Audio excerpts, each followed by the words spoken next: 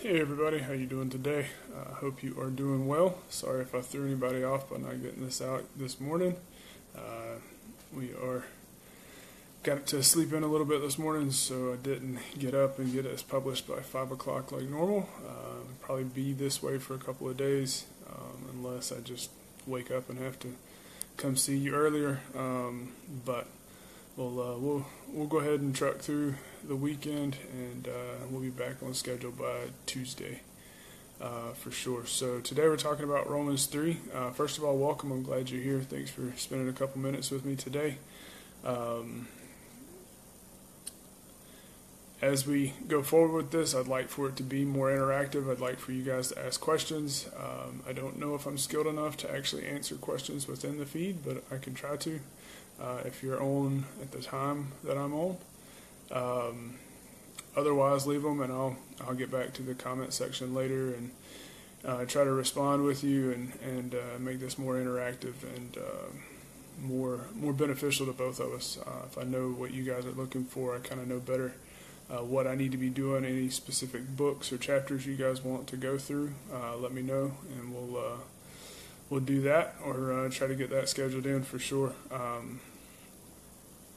I will try to keep it a little bit shorter today. I saw that yesterday's was about 12 minutes. I know typically we don't have that kind of time to sit down and watch a video on our phone, so we'll try to keep it kind of short today. Again, we're talking about Romans 3, and in the interest of time, we'll go ahead and get started with that. So again, I'm not reading these.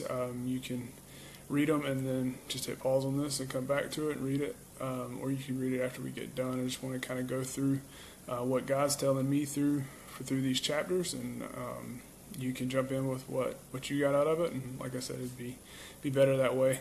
So the first thing that I got was in verse 4. It talks about how our faithfulness has no bearing on God's faithfulness. That God's always faithful, no matter how faithful we are. And I found that to be quite a relief. I know that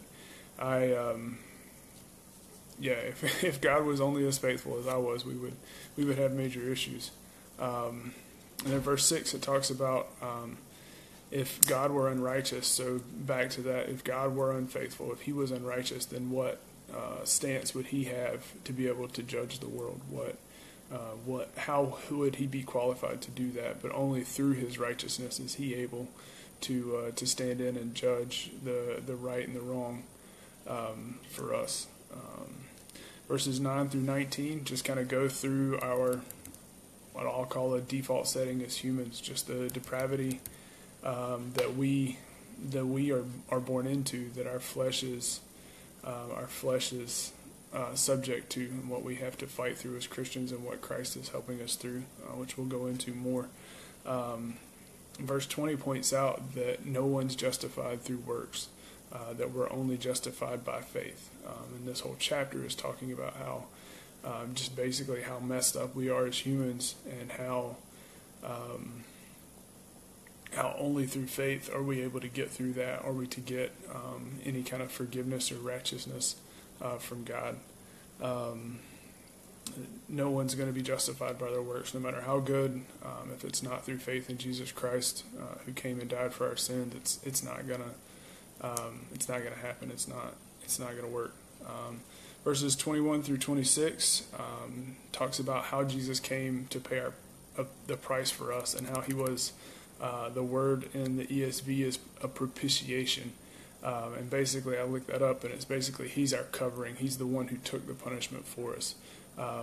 If you don't know a lot of the Old Testament, or even the creation story, God said when Adam and Eve sinned, they would die. There would be death. And the way that was worked out in the Old Testament is they had animals that would take on the punishment for the people to forgive their sins. And then Jesus came as the ultimate sacrifice, because he was perfect, and only he could make that sacrifice for us, for our sins. And he stood in that place. Otherwise, we would all need to die similar death. And even then, our sins wouldn't be paid for, because we are not perfect sacrifices. We can't stand into that role. And it's only through Christ and him dying that we were able to do that. In verse 30, it talks about all those who choose. It doesn't matter if you're Jew or Greek or circumcised or uncircumcised, it's talking about the Jews here, that if you make that choice to follow Christ, then you are, it's only through that choice that you can be justified by faith.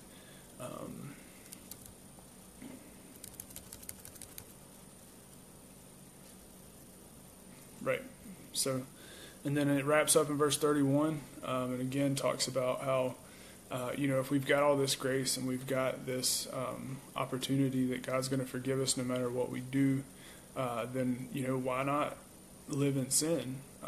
But that's not what we were called to do as Christians. We were called, even though we are forgiven, we're called to be the standard. We're called to live up to the law, not that we can nullify the law because we have forgiveness, but that it's our job to uphold the law, to be the representatives of the way life is supposed to be lived and the way God created it.